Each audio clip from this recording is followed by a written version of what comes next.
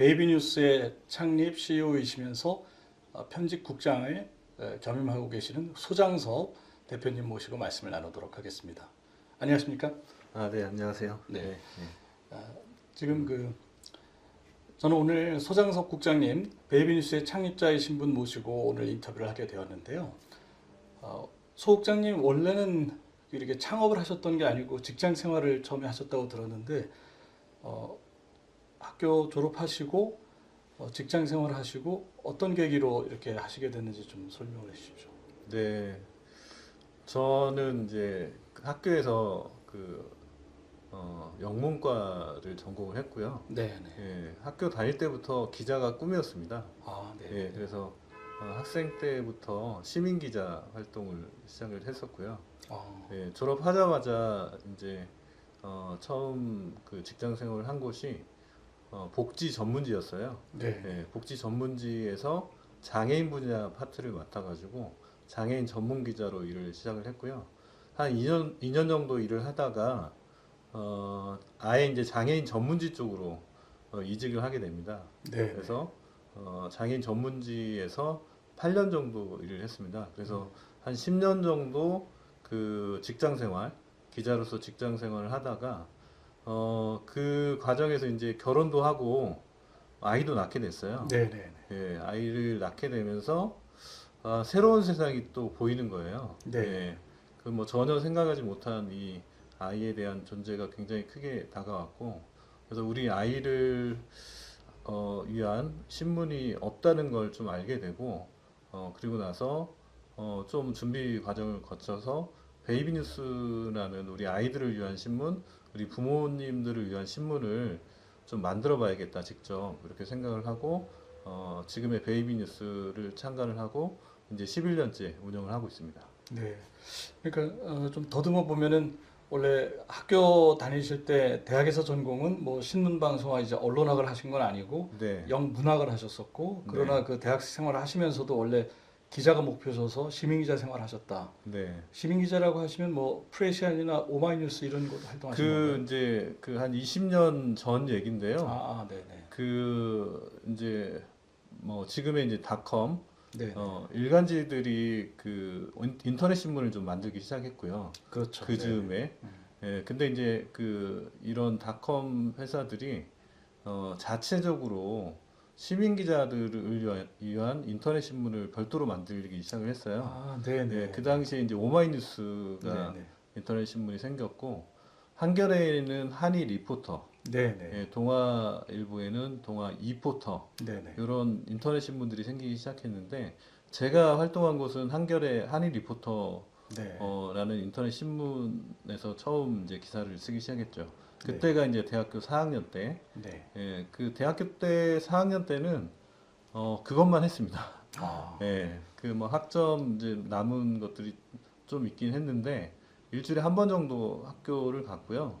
학교 가서도 주로 취재를 했고, 나머지 뭐 일주일들을 전국을 돌아다니면서 시민 기자로서 기자 생활을 했고요.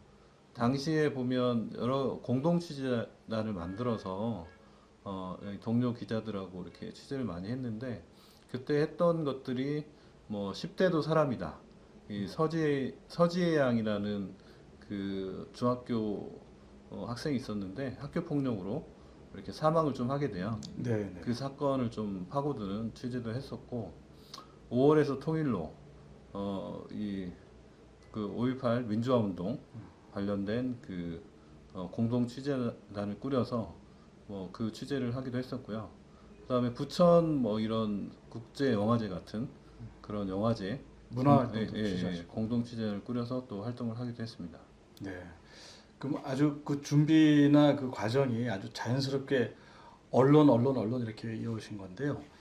그 언론사 생활하면서 또 기자를 하시는 분이 기자 생활을 계속 하기는 뭐 좀 익숙하니까 쉬운데 네. 막상 창업을 하려고 생각하셨을 때는 여러 가지로 고민이 드셨을 거예요. 그러니까 돈도 필요하셨을 거고 또 그 돈을 모으는 과정, 또 사람을 모으는 과정 이게 쉽지 않았을 텐데 그건 어떻게 하시게 되었습니까? 일단 이제 제가 장애인 전문지 쪽에서 일을 좀 하다 보니까 제가 쓴 기사들이 유통이 안 되더라고요.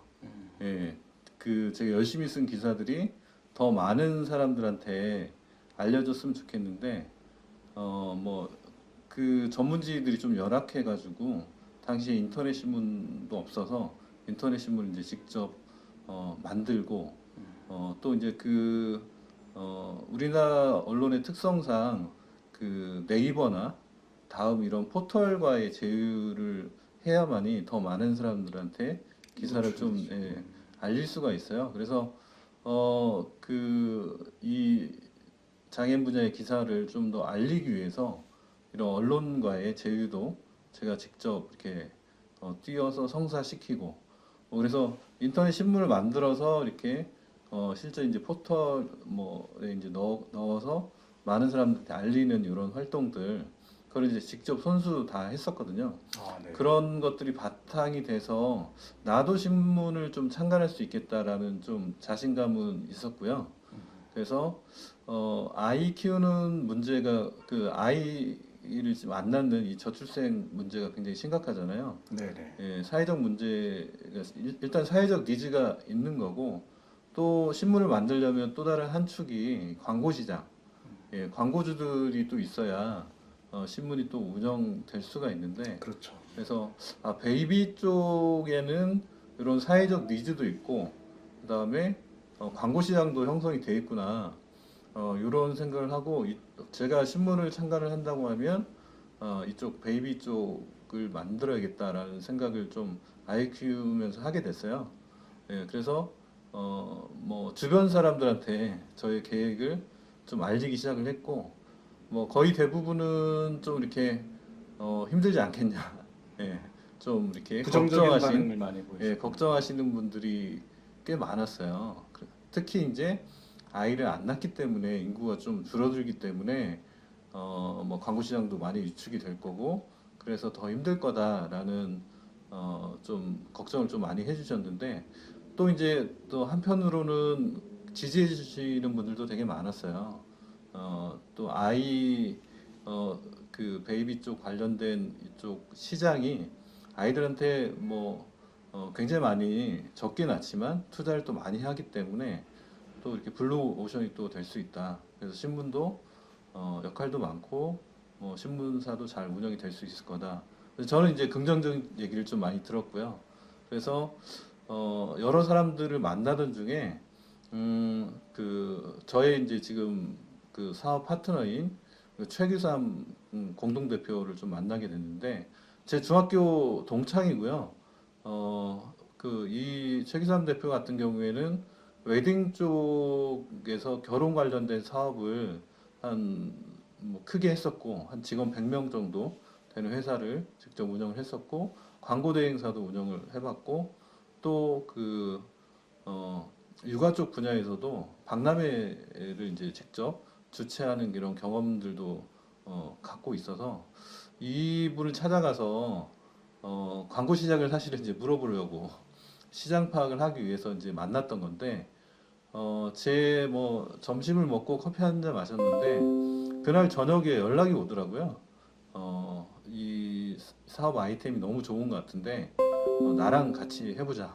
네. 라고 이렇게 좋은 피드백이 와서 또 친구이기도 하고 이렇게 사업 경험도 많고 저는 이제 사업 경험이 전혀 없었고 물론 이제 신문 기자로서 일을 해왔지만 그래서 제가 어떤 언론의 어떤 역할이나 이런 부분들은 잘 해나갈 수 있을 것이라는 자신감이 있었고 또 이제 또 다른 언론의 한 축인 광고 마케팅에 대한 부분은 우리 최규삼 대표가 또 잘 해줄 거라는 좀 믿음이 있어서 이렇게 둘이 뭉쳐가지고 이 신문을 만들 수 있게 됐죠. 네. 네.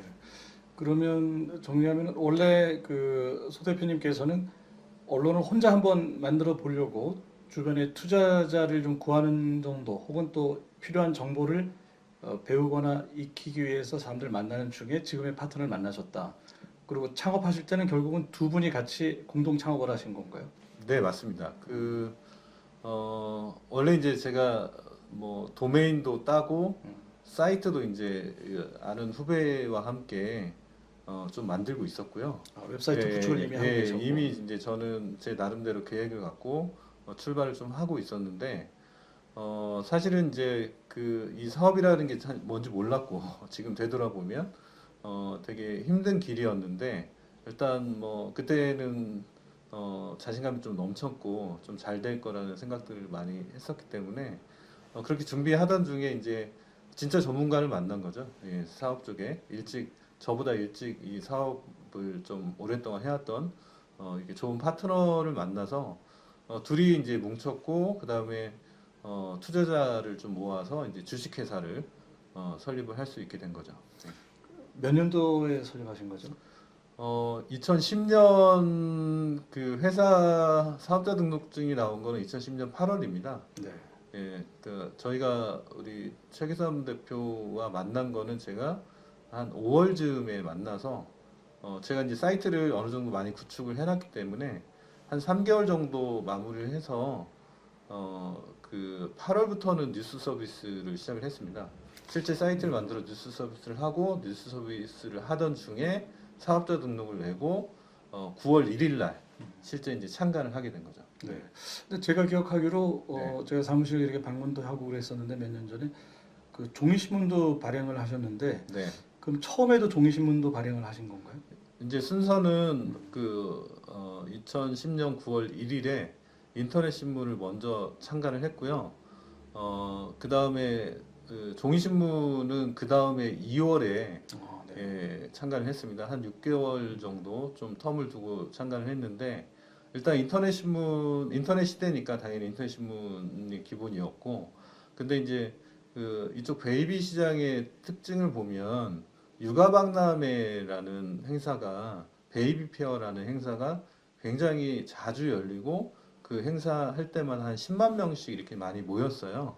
그래서 그 육아박람회 시장에서 한 나흘 정도 행사가 열리는데 이때 이제 종이신문을 만들어서 오시는 분들한테 신문을 이제 그 뿌리게 되면 짧은 시간 내에 베이비 뉴스를 또 널리 알릴 수 있을 것 같아서 그 종이신문도 이제 참가를 하게 된 거죠. 네. 좀 오래되긴 했습니다만 당시 처음 시작했을 때 자본금은 얼마로 시작하시고 직원은 몇 분으로 시작하셨어요? 아, 자본금은 얼마 안 됐고요. 정말 예, 그 자본금은 그 회사는 굉장히 작게 시작을 했어요. 예, 그 자본금을 공개하기 좀 그런데 네. 예, 그 중간에 이제 증자를 하면서 지금은 이제 자본금 5억 그짜리 법인이고요. 직원은 그래도 어느 정도 좀 역할을 해야 될 사람들이 있어서 기자와 혹은 뭐 이렇게 마케터를 포함해가지고 한 7명 정도로 시작을 했습니다. 네. 그럼 처음에 시작하는 규모로는 제가 아는 인터넷 언론사는 보통 네. 한 분이 시작하거나 두 분이 시작하는 경우가 많은데 네. 사실은 뭐 창립하시고서 불과 6개월 만에 종이신문도 발행하시기 시작하고 인력도 7분이나 했다면 네. 상당히 그 의미 있는 좀 어느 정도 규모를 갖추고 시작하신 경우라고 보여지네요. 그 저희 이제 파트너인 우리 최기삼 대표가 이미 사업을 해봤고 이 사업이라고 하는 게 사실 그 투자를 해야만이 성과를 거둘 수가 있고 또 인력에 대한 투자도 어느 정도는 돼야 이게 사업이 짧은 기간 내에 사실은 또 이 가능성을 보고 뭐 그 궤도에 또 진입을 해야 그 다음으로 또 이어질 수 있기 때문에 그런 부분에 대해서 그 좀 투자를 해야겠다라고 생각을 한 거죠. 네. 네. 그럼 사무실도 제가 몇 년 전에 방문하고 최근에도 배웠었던 그 사무실이 그때부터 지금까지인가요? 처음에는 그 강남구 논현동에 아시는 분, 예. 네. 아시는 분 사무실에 한 켠을 쓰다가요. 이제 우리 인원이 좀 많아지기 무상은 시작- 아니고 유료인데 유료인데 일부는, 이제 일부를 쓰게 됐습니다. 네. 그렇게 하다가 우리 인원이 더 많아지는 거예요. 네. 그래서 그 사무실을 아예 이제 우리가 쓰게 됐고, 지금 사무실은 저희가 이제 세 번째 예, 이사한 사무실입니다. 예. 네. 이 사업을 진행하시면서 보면은 그 일정 기간을 버텨야 그 다음에 이제 매출도 늘고 또 수익도 생기고 그러셨을 텐데 그런 고생을 한 그러니까 어떤 브레이크 이븐까지는 시간이 얼마나 걸리시던가요? 사실 지금 되돌아보면 다시 하라고 하면 네. 정말 다시 할 수 있을까 생각이 들 정도로 쉽지 않은 과정이었던 것 같고요. 뭐 거의 대부분의 문제는 이 자본에 대한 문제입니다. 네, 그렇게 보시면 되고요. 이 신문이라는 특성상 굉장히 많은 사람들이 이 사이트나 혹은 뭐 이렇게 신문을 구독을 해줘야만이 그 다음에 광고가 이제 따라오는 형태라고 보시면 될 것 같거든요. 그래서 뭐 다른 어떤 사업하고는 좀 다르게 인지도를 쌓고 이렇게 뭐 구독자를 쌓고 팔로워를 쌓고 이런 과정들이 더 좀 많이 필요한 게 이 신문 사업의 좀 특징인 것 같아요. 예, 그래서 굉장히 좀 오랜 시간이 걸렸고요. 뭐 한 3, 4년 정도? 예, 3, 4년 정도까지는 굉장히 많은 고생을 좀 했고 중간에 한번 또 이제 투자도 받고 하면서 이제 좀 어느 정도 안정이 되고 계속 성장할 수 있었던 계기가 됐던 것 같아요. 예. 네. 제가 알기로 이제 미디어는 온라인 미디어하고 오프라인 미디어 둘 다를 유지하셨고, 오프라인 미디어는 격주간 지루다가 인수해서 타블로이드판 나오는 것 같았습니다. 지금도 그런가요? 네, 이제 종이신문을 폐간한 지는 이제 한 4년 정도 됐습니다. 네, 네. 예, 저희가 한 7년 정도 종이신문 발행을 했었고요. 처음에는 한 달에 한 번 발행을 하다가 이제 뭐 수요가 좀 늘어나면서 격주로 발행을 했었고, 뭐 지면도 한 80면까지 또 발행을 해봤어요. 네. 그러니까 타블로이드 네. 판인데, 와, 굉장히 좀 두껍게 신문 발행을 했었는데, 엄청나네요. 80면이면. 예, 예, 이거를 또 제대로 또 찍을 수 있는 곳이 없어서, 인쇄소도 중간에 한번 옮겨야 됐고요. 증면을 하면서. 예. 그래서 종이신문이 또 호황이었던 시대가 있었는데, 시간이 좀 지나면서 이 스마트폰으로 모든 정보나 모든 비즈니스들이 다 이루어지는 그런 시대가 됐잖아요. 네, 네. 예, 그리고 뭐 우리가 이제 되돌아보면 이 무가지 시장들이 굉장히 호황이었던 시절이 네, 있었잖아요. 네, 네, 네. 예, 지하철에서 막 나눠. 예, 지하철에서 이렇게 무료로 나눠주던 그때 이제 종이신문 들이 굉장히 활성화됐었는데 그게 이제 다 그런 것들을 다 없어지게 만든 게 이 스마트폰이거든요. 마찬가지로 저희 종이신문도 그 스마트폰 때문에 없어졌다고 보면 될 것 같아요. 그러니까 더 이상 이제 종이로 뭔가 정보를 접하는 것보다 뭐 인터넷이 빠르고 또 스마트폰 내 손 안에 있는 스마트폰으로 정보를 접하는 게 뉴스를 접하는 게 더 빠르기 때문에 종이신문의 니즈가 없어지더라고요.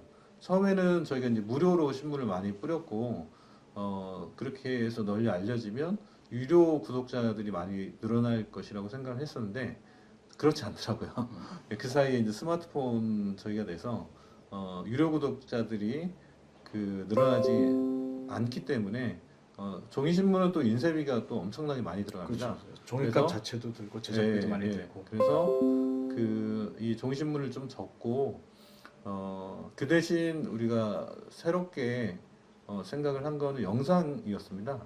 그래서 또 이제 뭐 텍스트와 사진으로 뭔가 정보를 좀 메시지를 전하는 것보다 영상으로 전하는 것들이 더 훨씬 효과적이고 뭐 구독자들도 그 정보를 또 원하고 있었기 때문에 그래서 빨리 종이신문을 좀 접고 베이비뉴스 TV라는 또 매체를 만들어서 영상으로 이 전환을 좀 해봐야겠다라고 생각을 해서 영상을 시작하신 지가 이제 한 5년 정도 됐죠.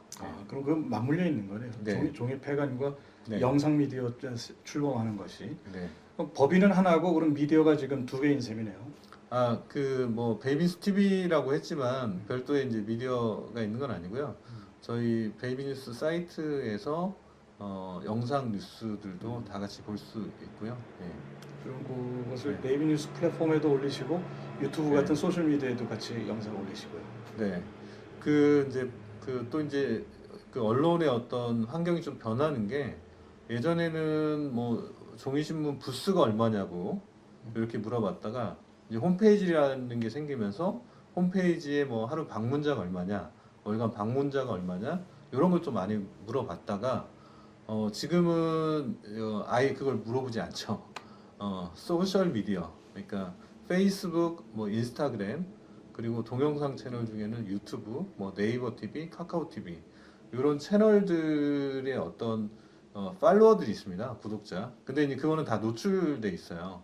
그렇기 때문에 미디어의 어떤 파워를 좀 가늠을 할 때 직접 들어가서 이 숫자를 확인해 보면 다 나오거든요. 다 오픈돼 있고 그렇기 때문에 그거를 확인하기 때문에 지금은 이제 뭐 얼마냐고 물어보지 않는 시대가 됐죠. 그래서 사실은 이 사이트를 갖고 있지만 이 홈페이지를 갖고 있죠. 홈페이지는 아주 일부분이에요. 뉴스를 보는 채널 중에. 그래서 저희가 다양한 매체들을 운영을 하고 있습니다.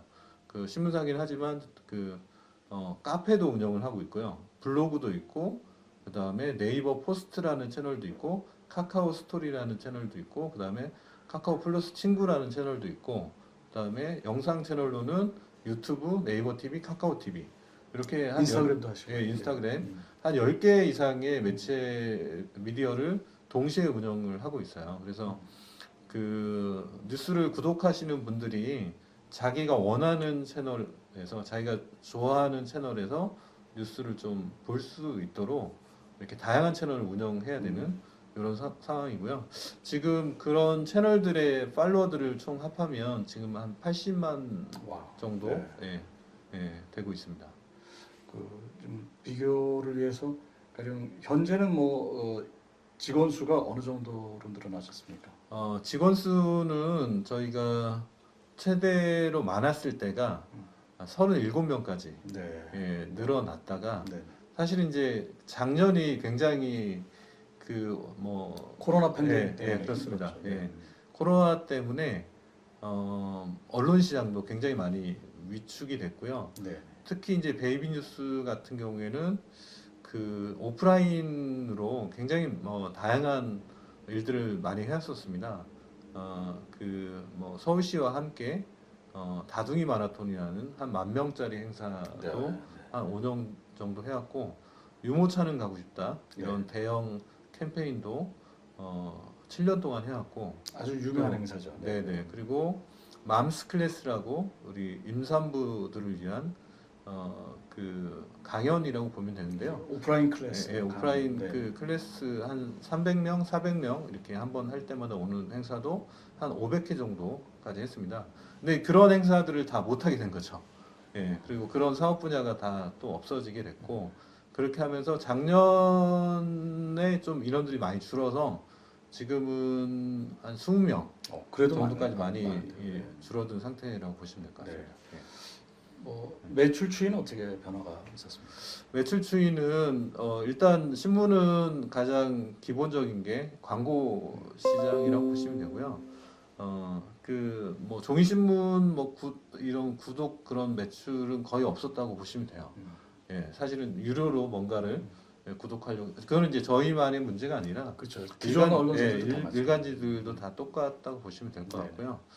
매거진도 마찬가지입니다. 잡지도 네, 마찬가지고. 맞습니다. 그래서 어떤 신문 구독비에 대한 매출은 없었고 광고비가 이제 큰 부분을 차지를 했고 저희는 이제 이런 오프라인 대형 프로모션 이벤트 등을 하면서 또 그 부분이 또 한 축을 차지를 했습니다. 또한 저희는 평생교육원이라는 어린이집 선생님과 원장님들의 어떤 재교육, 직무 능력 향상 교육을 하는 이 평생교육을 운영해서 평생교육원 수입도 한 축을 또 차지했고요. 그럼 오프라인만 하셨나요? 오프라인, 온라인 다 하셨나요? 평생 오프라인도 하고요. 또 이제 작년 코로나 팬데믹을 기점으로 해서 온라인 교육도 네. 그렇게 시작을 해서 하고 있는 상황이고요. 네. 그리고 이제 가장 최근에 저희가 새롭게 하고 있는 사업은 그 아이가 태어나면 선물을 보내주는 음. 그 사업을 하고 있어요. 이거는 이 출생 축하용품 지원 사업이라고 이렇게 이름을 지어서 운영을 하고 있는데요. 뭐 가장 대표적인 게 서울시입니다. 그러니까 서울에 지금 한 5만에서 한 6만 정도 아이가 태어났는데 그 서울 시민이 된 거를 서울시가 이제 축하를 해주는 겁니다. 근데 이제 그 예전 같은 경우에는 이렇게 이제 지자체나 뭐 이런 공공기관에서 그 출생을 축하하는 선물 주는 사업들을 해왔는데 선물을 관에서 정해놓은 거를 이렇게 다 뭐 100명 100명 1000명이면 1000명이 다 똑같은 선물을 좀 받다가 네. 이게 좀 만족도가 떨어지거든요. 그렇게 되면 네. 내가 뭐 체온계를 주로 주는데 뭐 집에 체온계가 아, 이미 갖고 있는 구매를 사람이 했을 수도 없으니까. 있고 네. 선물을 받을 수도 있고 필요 없는데 이제 주게 되면 만족도가 떨어질 수밖에 없잖아요. 그래서 그거를 대신 포인트로 주고 자기가 원하는 제품을 골라갈 수 있도록 하는 선택형 출생 축하 용품 지원 사업을 일종의 예, 맞춤 사업을 하셨네요. 네네. 네. 그런 사업을 저희가 좀 기획을 해서 서울시에 제안을 했고 실제 그 서울시가 이 제안을 좀 받아들여서 조례도 만들고 예산도 만들어서 어. 실행을 하게 된 거죠. 그래서 서울시와 함께 그런 사업도 뭐 했고요. 이 사업이 이제 좀 뭐 서울 시민 10명 중 9명 이상이 다 만족하는 사업으로 좀 자리를 잡다 보니까 안양시도 이 사업을 좀 하게 되고 과천시도 하게 되고 그다음에 뭐 대구 달성군 이런 곳들도 이 사업을 또 하게 되고 이게 전국적으로 지금 현재 좀 퍼져 나가고 있는 상황이고요. 그다음에 이제 공공기관들도 좀 참여를 좀 하고 있는데 공무원 연금공단 그러니까 전국의 공무원들이 한 120만 정도가 있는데 이 120만 그 공무원 중에서 임신을 하거나 아이를 출산한 이런 분들한테도 선물을 주는 사업을 선택형으로 올해부터 저희가 또 공무원연금공단이랑 같이 진행을 하고 있고요. 그저께는 이제 포항에 제가 다녀왔는데 전국 공무원 노동조합이라고 있습니다. 있죠. 예, 있죠. 거기 예. 포항시 지부와 또 전공로. 네, 전공로 포항시 지부와 협약을 맺었는데 노조 측에서도 조합원들의 아이가 탄생을 했을 때 또 이제 이런 똑같은 사업을 또 시작하신다고 그래가지고 예, 그 노조 중에서는 전국 최초로 선택형으로 이렇게 원하는 선물을 골라갈 수 있도록 하는 사업을 포항시 지부랑 좀 협약을 하고 왔고요. 또 이제 뭐 이름만 들면 알만한 그 대기업들, 뭐 현대자동차나 기아자동차 혹은 뭐 교원이라든지 이런 큰 기업들도 직원들의 어떤 복지와 복리 후생을 위해서 이렇게 또 포인트를 지급하고 또 이제 자기 원하는 제품을 골라갈 수 있도록 하는 이런 그 사업들을 복지몰 사업이죠. 예, 그 사업을 저희 플랫폼 우리 아이 해피박스라는 플랫폼을 만들었는데 그 플랫폼을 통해서 또 하고 있습니다. 예. 네. 그래서 그쪽 그 매출이 네. 새롭게 생기기 시작했죠. 네. 그러니까 여러분 이제 말씀 들으시면서 느끼셨겠습니다만 언론인 혹은 언론 사업만 생각하고 그렇게 영해 오신 것이 아니고 계속해서 그 영역 내에서 시도할 수 있고 접근 가능한 사업을 계속해서 창의적으로 만들어내시고 실현해내시고 그런 과정을 계속 하고 계시네요. 네, 그 언론사 이제 저희 신문사의 모토는 아이 낳고 기르기 좋은 세상을 만드는 것이고요. 그 저희는 뭐 신문사기 때문에 또 미디어기 때문에 또 사회적 사명이라는 게 있고 저희가 해야 될 역할이 있는데 이런 이제 방금 전에 말씀드린 이런 출생 축하용품 이 사업이 뭐 저희한테 일종의 어떤 수익이 되는 사업이기도 하지만 저희는 캠페인이라고 생각을 합니다. 그 대한민국에서 아이라는 존재가 굉장히 두려운 존재 혹은 부담스러운 존재로 여겨지는 것 같아요. 왜냐하면 새로운 생명이 태어나면 이 아이를 어떻게 잘 키우고 먹여 살릴 것인가 뭐 이런 걱정들이 굉장히 좀 많이 하게 되잖아요. 양육 부담이 양육에 대한 아주 부담이 힘들죠. 실질적으로 예. 많기 때문에 근데 사실은 그 이전에 우리가 생각해야 될 건 뭐냐면 이 세상에 태어난 생명에 대해서 일단은 축하를 해야 됩니다. 그리고 그 아이는 축하를 받아야 되고요. 그래서 이렇게 우리가 그 아이가 부담스러운 존재라고 생각하기 이전에 우리 아이들이 축하를 좀 받을 수 있는 그런 좀 문화를 좀 만들었으면 좋겠다라고 생각을 했고요. 이거를 대한민국의 모든 아이들이 그렇게 될 수 있으려면 서울시가 서울시가 이걸 하게 되면 전국으로 좀 확산될 수 있겠다라고 저희가 좀 생각을 했습니다. 그래서 서울시에 이런 제안을 좀 하게 된 거고, 서울시가 실제 이제 이 사업을 좀 받아들였고, 이 사업이 굉장히 큰 호응을 좀 얻고 있는 상황이어서 이 전국으로 조금씩 확산되고 있고, 이게 좀 문화가 좀 되고 있는 찰나라고 좀 보시면 될 것 같아요. 그래서 물론 이제 아이가 태어나면 지자체별로 이렇게 현금도 주고 막 이런 출산 그렇죠. 뭐 네. 축하금이라고 해서 이렇게 주기는 하지만 사실 돈하고 선물은 또 굉장히 다른 전혀 다른 느낌으로 다른 적용하는 거겠죠. 의미라고 보고요. 그래서 시민이 된 거를 국민이 된 거를 이렇게 아주 축하해주는 물론 이제 비용이 많이 주는 건 아니에요. 10만 원에서 한 30만 원 정도 지자체마다 이제 차이가 있는데 많은 금액을 주는 건 아니지만 우리 시가 우리 아이를 위해서 이렇게 뭐 체온계를 사주고 혹은 뭐 젖병을 사주고 뭐 이런 그 의미를 담은 사업이기 때문에 저희는 캠페인이라고 생각을 하고요. 그래서 신문사가 뭐 전혀 저희랑 관련 없는 저희가 수익 사업을 하는 건 아니고 이렇게 저희가 또 사업적으로 저희한테 수익이 되면서 또 사회적으로도 가치가 있는 이 사업이라고 생각을 했기 때문에 이런 사업을 좀 시작을 할 수 있게 된 것 같습니다. 예. 전혀 뭐 충돌 없이 아주 그 업의 본질에서 잘 이렇게 뻗어나가는 그런 영위하는 사업인 것 같습니다. 그 하나 더 좀 여쭤보고 싶은 건 그 지금 이렇게 취재 영역이 여러 가지 있는데 제가 알기로 베이비뉴스는 임신부, 임신, 출산 그리고 영유아까지 이렇게 아우러서 그 분야에 있어서는 카테고리 킬러라고 하지 않습니까? 그 영역의 1위 언론 그 카테고리 킬러로서 자리매김을 갖다 해오고 계신데 좀 어려운 일도 있었고 상당히 보람 있는 일도 있으셨을 것 같아요. 좀 힘들었던 일이라면 어떤 게 기억이 나시고 또 힘들었지만 또 보람 있게 뭔가를 해냈다. 혹은 어떤 거는 조금 덜 성과를 얻어서 아쉽다. 이런 기억들이 있으실 것 같습니다. 힘든 거는 사실은 작년이 제일 힘들었던 것 같아요. 네. 왜냐하면 그러니까 뭐 신문사도 이제 사업이니까 초창기 때는 당연히 힘든 거고요.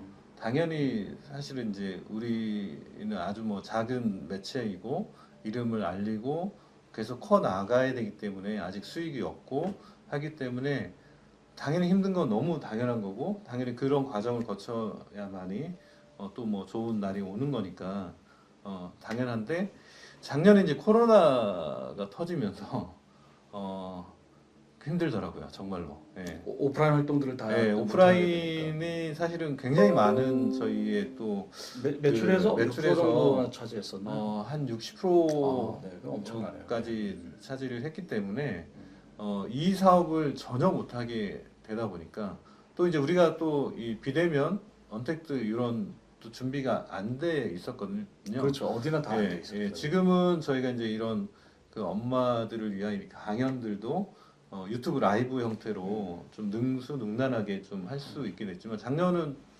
또 물론 하긴 했지만 이게 제대로 활성화되지는 못했어요. 이런 또 또 익숙해지고 시간이 노하우가 쌓이는 데는 또 시간이 걸리니까요. 그래서 작년에 좀 이렇게 회사가 또 힘들어지고 하면서 자연스럽게 이제 우리 직원들이 또 이렇게 많이 나가게 되고 이런 과정을 거치게 되면서 힘들었던 거는 작년이 제일 힘들었던 것 같아요. 왜냐하면 계속 꾸준히 계속 성장을 좀 해왔습니다. 그랬죠. 계속 10년 동안. 힘들었지만 이겨내면서 계속 새로운 시도를 하면서 그런 시도들이 뭐 시간은 걸렸지만 계속 뭐 잘 됐고 해서 계속 쭉 성장을 해오다가 작년에 큰 위기, 세계적인 위기고 우리 뭐 국가의 위기를 저희도 이제 저희 같은 작은 중소기업들이 미치는 여파는 굉장히 크거든요. 그러면서 작년을 좀 힘들게 보냈고 그래도 이제 잘 버티고 이겨냈고 올해가 들어서면서 조금 달라지는 것 같아요. 그러니까 작년에 움츠리고 뭔가 하지 않았고 했던 것들이 이제는 이 상황을 받아들이고 이 상황 속에서 할 수 있는 것들을 이제 찾아보려고 하잖아요. 사회적인 분위기가 그렇게 하면서 뭔가 미디어와 함께 협업하는 일들도 지금 많아지고 있어서 작년 힘든 시기를 보내고 이제 좀 다시 좀 재도약하려고 이렇게 열심히 움직이고 있는 상황이라고 보시면 될 것 같습니다. 예. 예. 사실은 국가적인 네. 과제, 어떻게 보면 우리나라의 존망과도 관계가 있는 그 출산 장려, 네. 또 그 태어난 아이, 또 그 아이를 출산한 부모님한테 주어지는 그 아이 해피 박스, 그 사업은 상당히 의미 있고 네. 소중한 캠페인인 것 같습니다. 그 미디어로서 활동하시면서 이제 어떤 그 이 경영에 좀 타격이 있을 만한 어떤 잘못된 선택을 하시거나 혹은 어떤 좋은 선택을 해서 더 상황이 확 나아지거나 이런 것도 추가로 말씀해 주실 건 없을까요? 그 사실은 이제 저희가 욕심을 좀 부렸던 일들이 있는데 그게 뭐냐면 신문을 하나 더 창간을 했습니다. 그게 그렇습니다. 뭐냐면 웨딩 뉴스. 아, 네, 네, 예, 그러니까 기억납니다. 네. 저희가 이제 그렸던 그림은 그, 그 아이 출산을 기점으로 출산 전 3년, 출산 후 7년입니다. 그래서 라이프 사이클 중에서 한 10년 정도, 10년 정도를 이제 베이비뉴스와 좀 함께 했으면 좋겠다라는 생각이었고, 그러니까 출산 전 3년이 바로 이제 결혼 네. 그 할 즈음이잖아요. 그래서 네. 저희가 그 베이비뉴스 이전에 작년에, 시작되는 이 결혼 관련된 부분에서도 좀 역할을 좀 해야겠다라고 생각을 하고 베이비뉴스와 똑같은 모델, 그러니까 베이비뉴스 한 3년 차 정도 됐을 것 같아요.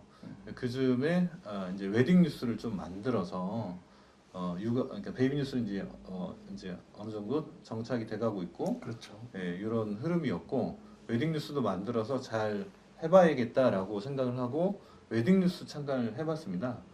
마찬가지로 이제 종이 신문과 인터넷 둘 다 좀 했는데 이게 이제 사람의 어떤 능력이라고 하는 게 한계가 있는 것 같아요. 그리고 두 가지를 동시에 또 잘한다는 거는 쉬운 일이 아니었던 것 같고요. 그래서 웨딩 뉴스를 만들어서 그래도 한 2, 3년 정도 운영을 해봤는데 잘 안 됐어요. 너무 힘들고. 그러니까 에너지가 또 분산이 되다 보니까 베이비 뉴스까지도 좀 영향이 좀 오게 되고 그래서 그런 매체가 굉장히 필요하긴 했지만 우리의 좀 능력 부족이 좀 아니었나라고 생각을 좀 되돌아보면 하게 되고요.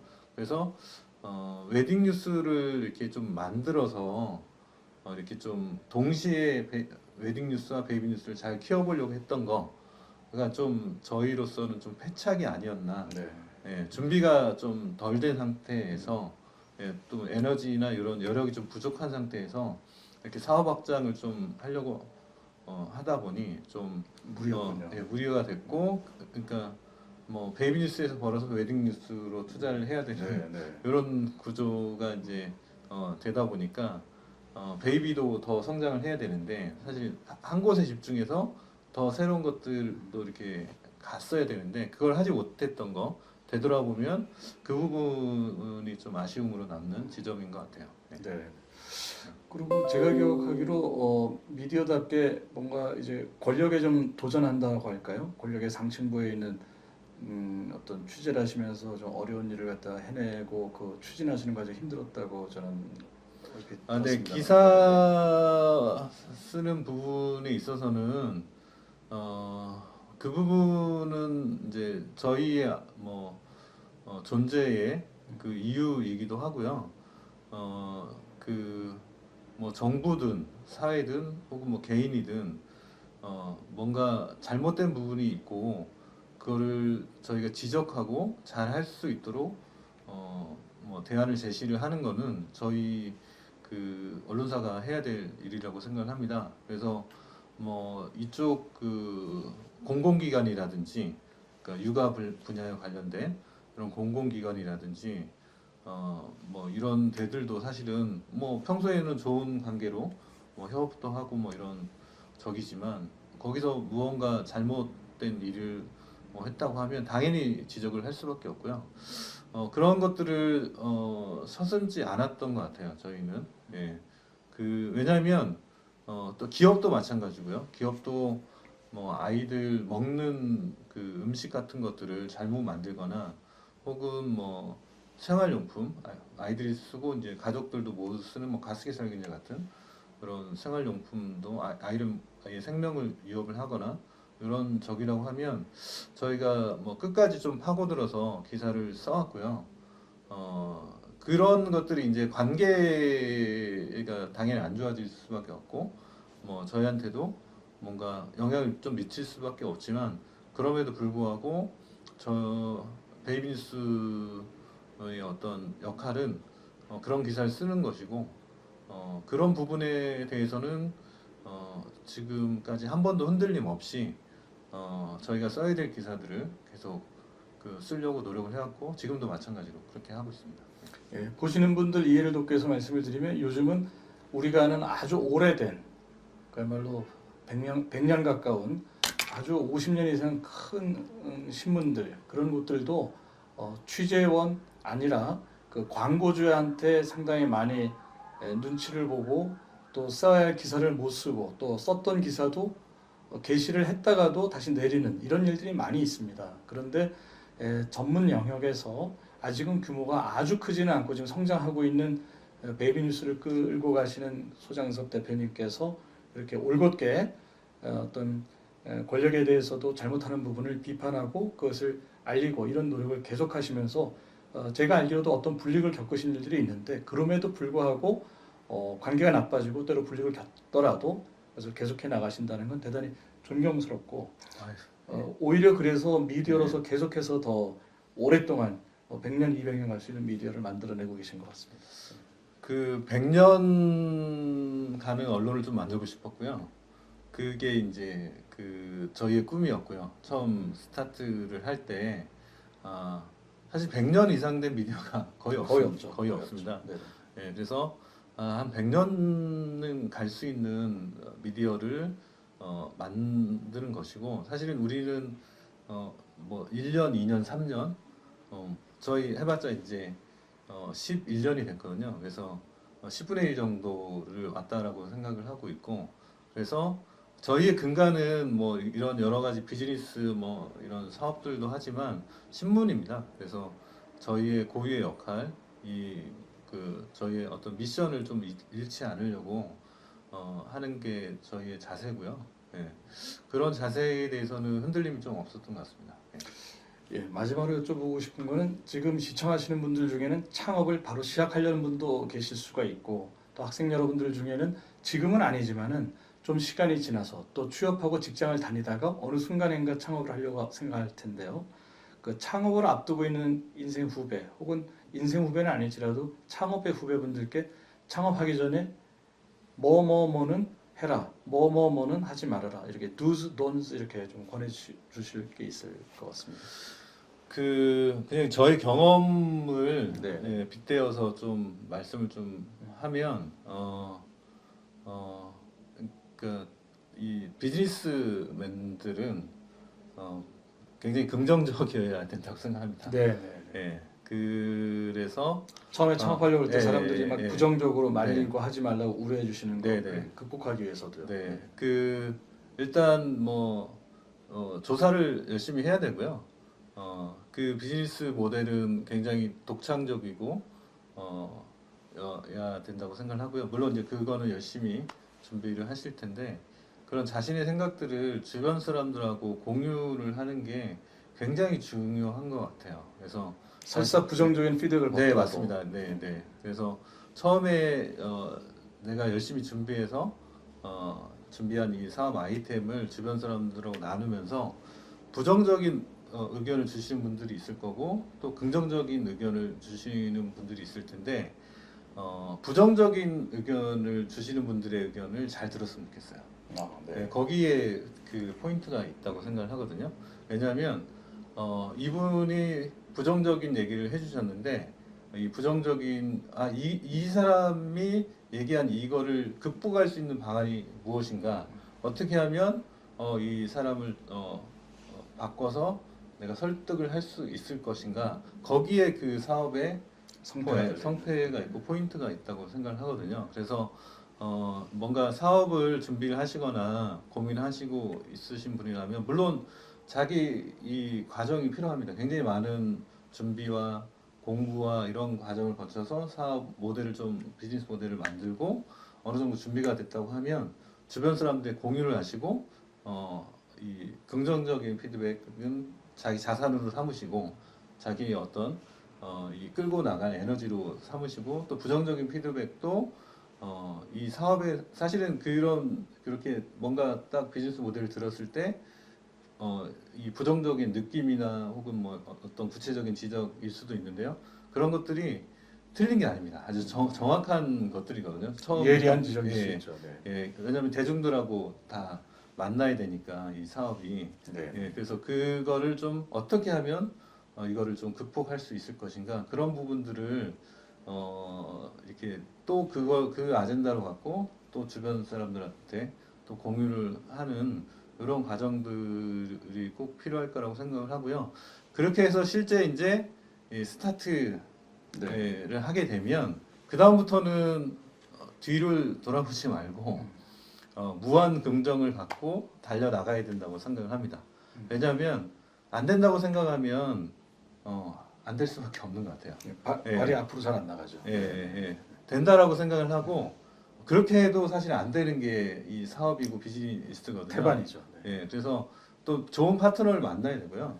그렇게 서로의 어떤 에너지를 주고 이렇게 할 수 있는 그런 좋은 파트너가 있어야 되고 그 파트너와 함께 무한 긍정을 갖고 힘들지만 이렇게 계속 갈 수 있는 이런 자세가 좀 필요할 것 같습니다. 네.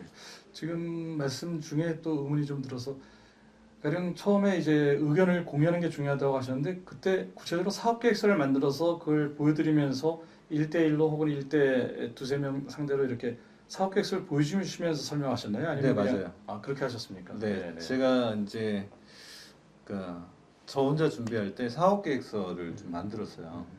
물론 이제 한글 파일로 네네. 뭐 당시 이제 뭐 PPT 뭐 제가 할 줄도 몰랐고 2000년 정도에. 네, 그 2000년은 아니고요. 네네. 2000년은 이제 제가 이제 기자 생활을 네네. 그 시작할 그렇죠. 즈음이었고 네, 2010년 2010년에. 네, 물론 이제 저는 기자 생활을 했기 때문에 PPT나 이런 것들을 해본 적이 없습니다. 네네네. 한 번도 뭐 이런 일반 기업에 들어가서 뭐 이렇게 프레젠테이션을 그렇죠. 하고 이런 경험은 없었기 때문에 뭐 한글 파일로 그 사업 계획서를 만들었고요. 네네. 제 나름대로 뭐 그 여러 가지 그 미션부터 해서 구체적인 액션 플랜까지 이렇게 사업 계획을 좀 짜봤어요. 몇 쪽짜리로 하셨습니까? 워드 프로세서. 한 4, 5페이지 정도 네. 정도로 이렇게 준비를 해서 그거를 이제 계속 업그레이드 해나갔었고요. 그게 좀 바탕이 됐던 것 같아요. 그래서 보여주기도 하면서 내가 이런 그 아이템을 갖고 있는데 얼마 동안 그런 피드백 받는 시간이 있으셨어요? 계속 개발하시고. 그거는 한 6개월 정도. 네. 저 이제 구상을 하고 실제 이제 뭐 사업 계획을 만들고 도메인을 따고 사이트를 만들고 저 혼자 이제 좀 추진했던 기간이 한 6개월 정도라고 보시면 되고요. 그러면서 주변에 피드백 계속 받고. 그 중에 그렇게 하다가 이제 지금 현재 이제 사업 파트너 우리 최기삼 대표를 만나게 된 거고 이제 둘이 만나게 되면서 이 사업은 한 3개월 만에 불이 붙어서 이제 실제 스타트를 할 수 있게 된 거죠. 네. 그 좋은 창립 파트너분하고 지금까지 계속 사업을 잘 하고 계신데요. 네. 보통 흔히들 말하기를 사업은 동업을 하지 말아라. 아무래도 아무리 좋은 사이도 동업을 하다 보면 사이가 좀 멀어질 수도 있고 또 네. 오해나 충돌이 있을 수 있는데 네.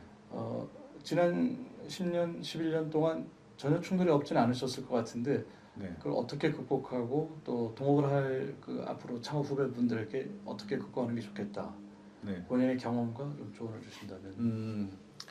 저는 굉장히 좀 부드러운 사람인데요. 네. 그러시죠. 네. 네. 근데 저는 기자로 살아왔고 20년 이상을 그 뭔가 잘못을 지적을 하고 뭐 비판하는 기사를 좀 써왔던 사람이에요. 뭐 사람들하고 대화를 하는 건 굉장히 부드럽게 하지만 제가 하고 싶은 말은 하죠. 네. 예. 그리고 그 말을 하는 것도 사실은 그 사람이 받아들일 수 있게 얘기하는 게 이제 저의 좀 어떻게 보면 장점이라고 생각을 하는데, 큰 장점이시죠. 예. 근데 우리 사업 파트너하고 당연히 사실은 이제 힘들 때도 있고 하지만 한 번도 사실은 트러블이 있었던 적이 없습니다. 예. 그 저희 뭐 우리 그 마찬가지로 우리 결혼도 마찬가지예요. 우리 아내와의 관계도 힘들 때도 굉장히 있었고 하지만 이런 것들 대화나 이런 것들 통해서 이제 충분히 풀어 나갈 수 있다라고 생각을 하고요. 요거는 마찬가지예요. 저희 우리 그 최규삼 대표도 아내하고 관계도 그렇고 네. 또 저와의 관계도 그렇고 어떻게 보면 좋은 사람들이 이렇게 만나가지고 그런 또 자세나 이런 것들이 뭐 있기 때문에 한 11년 동안 이렇게 굉장히 많은 어려움들을 겪어왔지만 그래도 대화하고 소통하면서 잘 헤쳐나왔던 것 같아요. 네. 네. 어떻게 보면 창업에 대한 이야기를 하지만 그 창업하고 또 수성하고 또 발전하는 과정 여기에는 기본적으로 인격적인 상대에 대한 존중, 부드러운 말, 좀 아름답게 좀 상대방이 받아들일 수 있는 방식으로 하려는 노력 이런 게 다 필요하다는 말씀이시죠. 네, 그렇죠. 네. 네. 예. 그리고 이건 좀 어느 직장이나 어느 기업이나 어렸을 때 그 재정적으로 어렸을 때 그걸 좀 여쭤보면 가령 그 직원들 급여를 제때 주지 못하거나 풀로 주지 못하거나 그런 어려움도 있으셨었나요? 엄청 많았죠. 네. 그거는 엄청 많았고요. 예. 그럴 때는 어떻게 상대방 그 직원들한테 말을 하고 네. 다독이셨습니까? 초창기에는 이제 돈을 뭐 이렇게 뭐 쌓아놓고 뭐 이렇게 사업을 한 건 아니니까 뭐 항상 돈이 부족하고요. 또 회사에 수익이 없으니까 당연히 돈이 부족할 수밖에 없고 뭐 자본금이 있었지만 사실 뭐 자본금이 금방 돈 없어지죠. 날 때까지는 네네네. 뭐 금방이고 처음에는 이제 돈을 많이 빌리러 다녀야 되는 차이. 이런 상황들이 좀 있었고요. 뭐 그렇게 하다가도 더 이상 이제 그 뭐 안 되는 그런 한계에 좀 도달을 해서 직원들한테 이렇게 뭐 한 적도 있었습니다.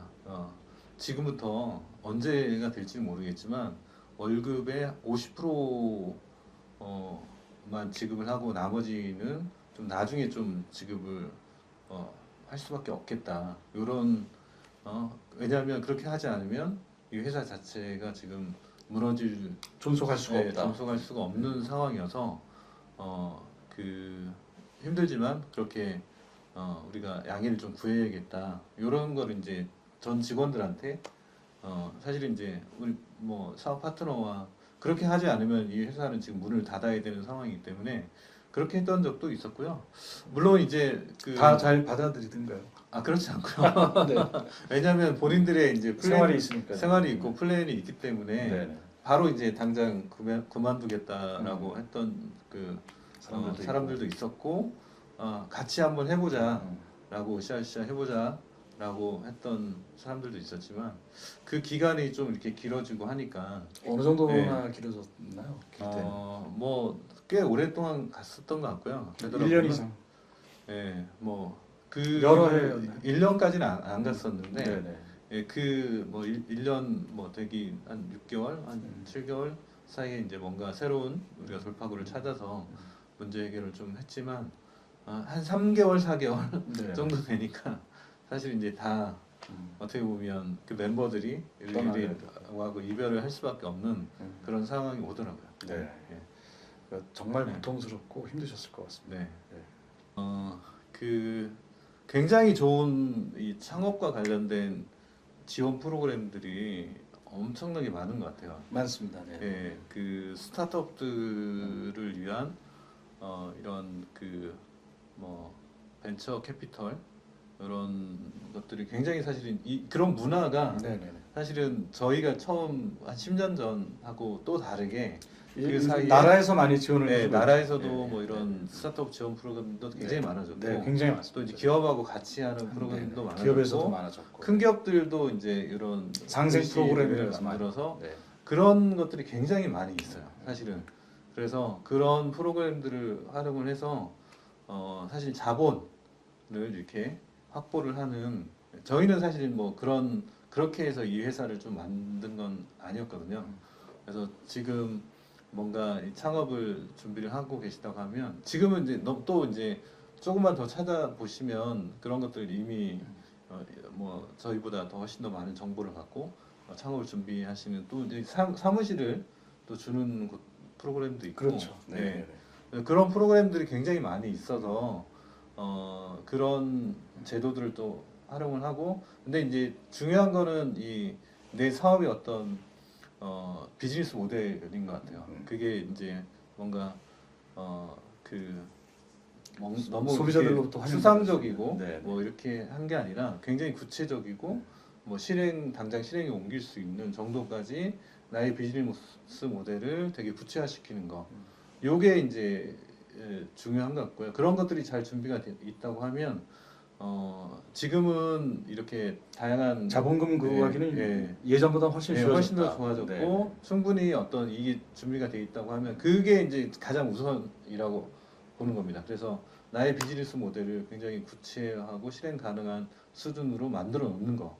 요 과정이 더 중요한 것 같아요. 그렇게 하게 되면 자본이 이렇게 들어오고 또 자본이 들어와서 뭐 1단계 성장시키고 또 다른 자본이 들어오고 이런 과정을 거쳐서 이렇게 충분히 어떤 사업의 꿈을 좀 이룰 수 있지 않나 이렇게 생각을 하기 때문에 그런 부분에 대한 이 자본을 확보하는 이런 부분에 대한 것들은 이렇게 잘 준비하시면 좋을 것 같고요.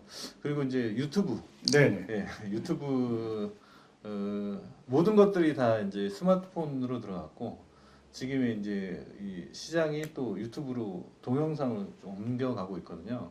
그래서 무슨 사업을 하시든 나의 어떤 뭐 이 동영상 콘텐츠를 만들고 혹은 이 유튜브라는 채널을 통해서 나의 비즈니스를 널리 알리고 이런 부분들에 대해서 고민을 하시는 게 좋을 것 같아요. 네, 네. 예, 근데 그래서 그거를 뭐 굉장히 많은 자본을 들여서 뭐 PD나 작가나 혹은 뭐 촬영자나 이런 사람들 구해서 하는 게 아니라 스스로가 컨텐츠를 만들 수 있고 편집할 수 있고 채널을 운영할 수 있는 이런 능력을 좀 갖추는 거 그런 것들이 무슨 사업을 하시든 그 가장 기본으로 좀 깔고 가야 되는 기본이 됐다. 예, 그게 지금 현실인 것 같아요. 그래서 네.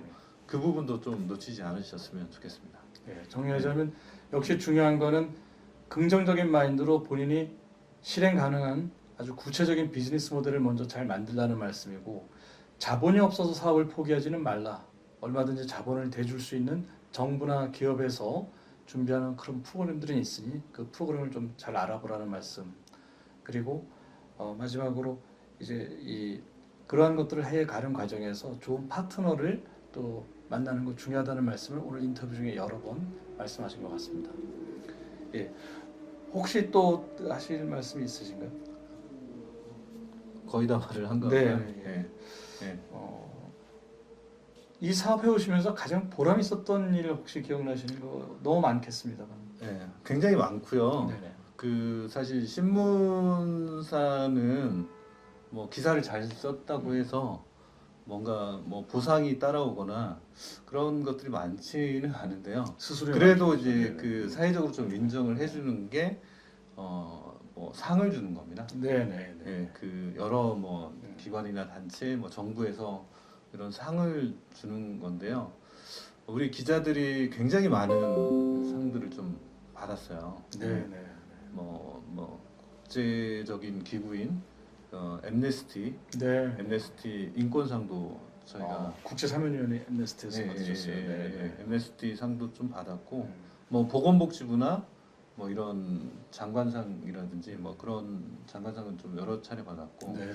뭐 양성평등 미디어상이라든지 혹은 뭐 총선 보도상 예, 그러니까 쟁쟁한 언론들이 좀 받는 상들을 저희가 좀 많이 받아왔습니다. 예, 그래서 그 우리 기자들이 이제 그런 상을 받을 때 제가 이제 가장 보람이 되죠. 예, 그렇습니다. 네. 또 본질적인 그런 또 보람을 아주 잘 읽어내고 계신 것 같습니다. 예, 오늘 귀한 시간 내주신 소장섭 공동대표님, 소장섭 국장님께 감사드립니다. 이상으로 인사드리겠습니다. 감사합니다. 네, 고맙습니다.